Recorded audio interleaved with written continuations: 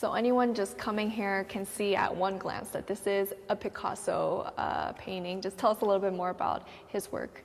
This is one of the most beautiful paintings in the gallery. And just like Degas and Van Gogh that we have seen, who changed their styles somewhat during their period of activity, this is a very early Picasso, so it differs from some of the later works, certainly just like Van Gogh and Degas. Picasso worked not only in oils, but he was a printmaker.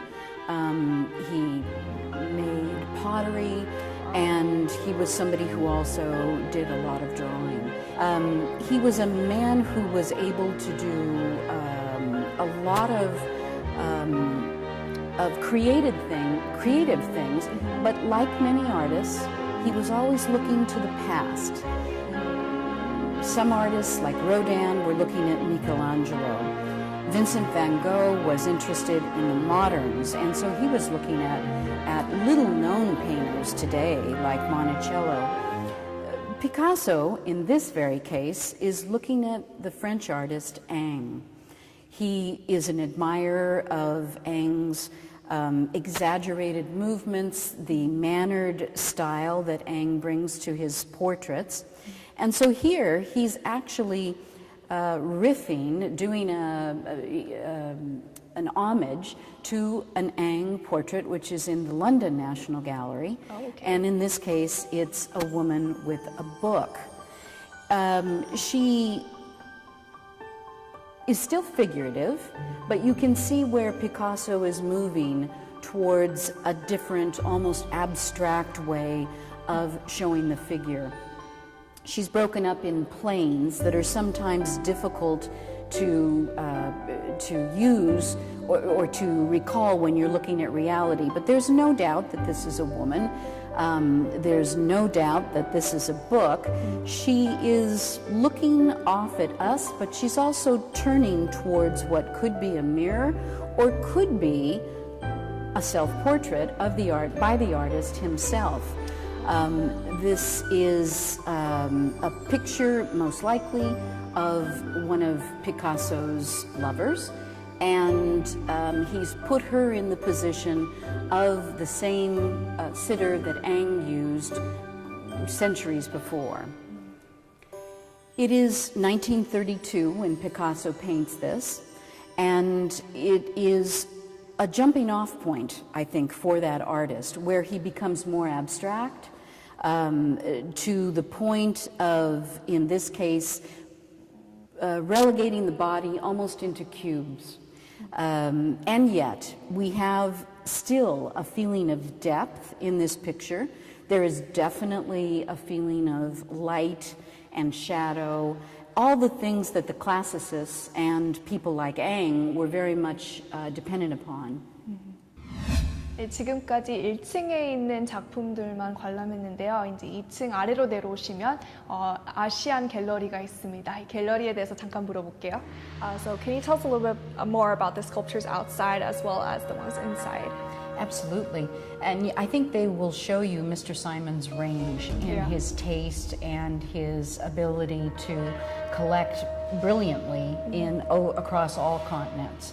The sculptures outside are, along the entrance, are primarily French. Rodin is one of the first pieces, or are some of the pieces that you will encounter when you first walk into the museum. And of course, Rodin's brooding thinker outside in front of the museum.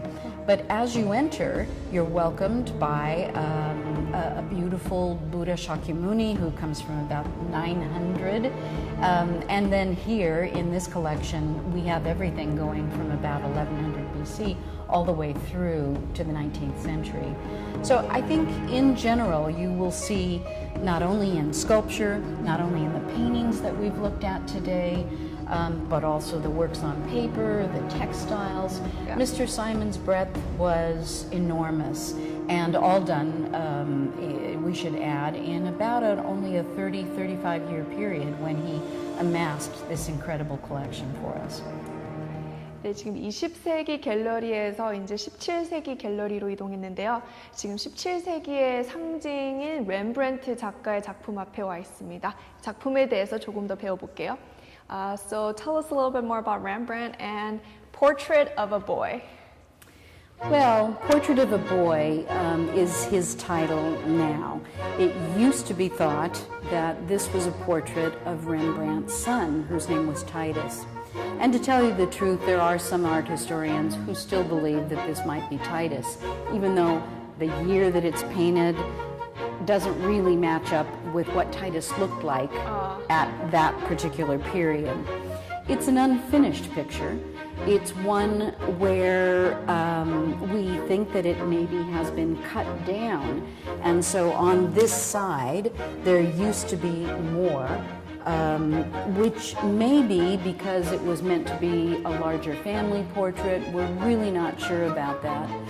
We know that on this shoulder that there is, it looks like either a bird, some think it's a monkey, but there's something that was maybe propped on his shoulder. And we can see that he's dressed up, as Rembrandt often does, in something from a slightly different century. But he's got a beautiful hat on that shows feathers, red feathers, and a rough type of tunic with a belt or some sort of weapon sash around him. Rembrandt pulled all of these different things together sometimes just to show that he could paint not only something rough or lacy, but also feathery and tactile. It was a way for 17th century artists to show their masterful ability to capture light, to capture different materials, and even that little glint in his eye and the slightly upturned mouth is a way of showing you some personality, some childlike nature coming out of this gorgeous little boy. So, you've walked around, you've looked at paintings and sculpture. Come back and see more here at the Norton Simon Museum in Pasadena, California. 감사합니다. 네, 지금까지 노튼 사이먼 박물관에 전시되어 있는 작품에 대해 배워봤는데요. 현대 작품보다 클래식 작품이 조금 더 많은 것 같으니 클래식 작품을 좋아하시는 시청자분들은 특히 좋아할 것 같습니다. 또 이 박물관을 방문하시면 이 한국어로 된 팸플렛을 찾으셔서 관람하시면 특히 많은 도움이 될 것 같습니다. 네, 그럼 지금까지 완소엘리 호스트 에스더리였고요. 다음에는 더 새롭고 유익한 정보로 찾아뵙겠습니다. 감사합니다.